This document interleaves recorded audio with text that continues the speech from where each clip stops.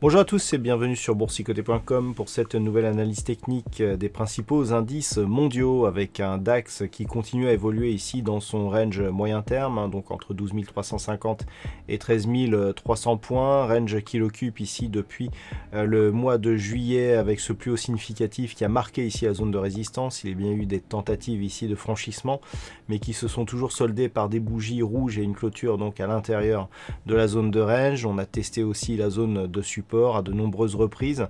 Cette petite incursion ici en territoire baissier qui a vite été reprise, le gap ici qui a englobé donc cette zone des 12 350 et donc on s'est repositionné à l'intérieur de celui-ci sans parvenir à le casser ici à la hausse, qui serait plutôt le sens du marché actuellement. Donc on le voit ici au niveau des indicateurs, c'est totalement neutralisé et on a même quasiment évolué ici entre 13 000 et 13 300 points toute cette semaine. Donc à l'image un petit peu du CAC 40, zone de neutralisation ici, mais dans une dynamique moyen terme qui reste légèrement haussière, mais qu'il faudrait confirmer donc par une rupture de cette zone des 13 300 points.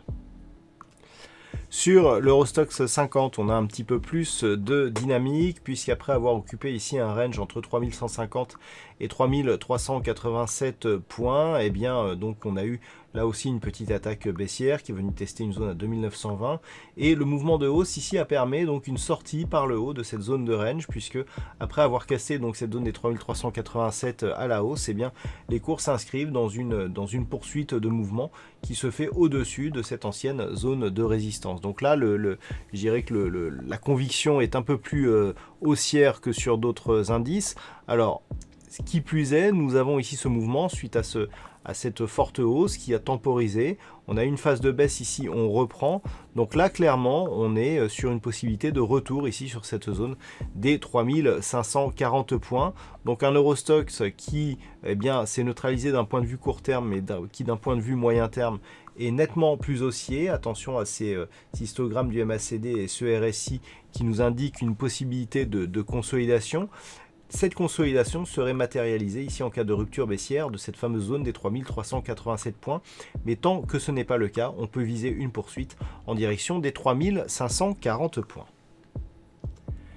Sur les indices américains, comme nous pouvons le voir sur ce graphe, par rapport au range que nous avions eu donc depuis le mois de septembre, et donc un range moyen terme entre cette zone ici des 3550 points et ce support des 3216 points, et bien là aussi on est parvenu à casser donc cette zone de résistance à la hausse, et il semblerait que depuis on soit en train de tester cette ancienne résistance comme nouveau support, ce qui irait donc dans le sens d'une poursuite de ce mouvement moyen terme. Alors pas de nouveau plus haut historique cette semaine, puisque il faut remonter donc à cette fameuse séance ici du 9 où nous avons eu l'annonce de ce possible vaccin de Pfizer.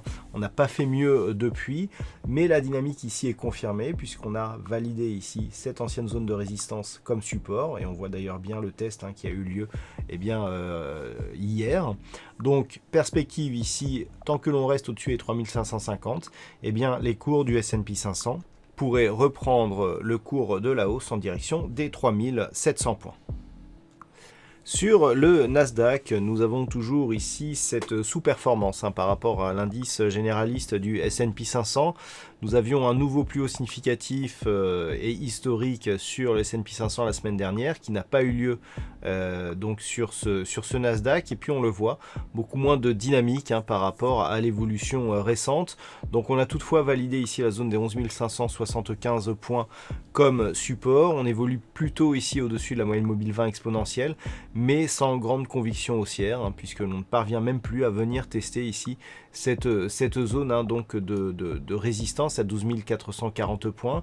Une cassure ici de cette zone des 11 575 eh bien, n'aurait pas trop d'incidence puisqu'elle serait un signal de poursuite ici d'évolution à l'intérieur du range. Ce n'est que sur une cassure ici des 10 945 que l'on pourrait avoir des signaux bien plus négatifs. Donc toujours neutre ici sur le Nasdaq, mais dans une tendance qui est clairement haussière sur un horizon de temps moyen-long terme.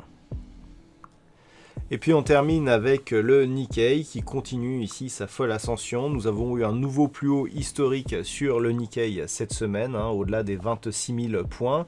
Donc on avait bien ici validé cette reprise de dynamique par la cassure ici de ses précédentes résistances.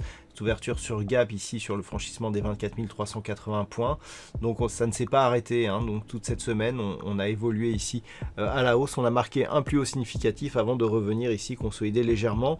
Donc clairement, on est haussier à tous les niveaux, que ce soit donc sur le court terme suite à cette impulsion, que sur le moyen et sur le long terme. On est sur des plus hauts historiques. On n'a jamais coté aussi haut sur l'indice japonais, et par rapport ici aux 16 500 points, eh bien on est tout simplement sur 26 000 points, donc on est quasiment à 10 000 points repris sur le Nikkei en quelques mois. Ça fait vraiment une très grosse progression, et vu que l'on vient de marquer ici ces points historiques, on ne peut qu'être haussier sur tous les horizons de temps sur l'indice japonais.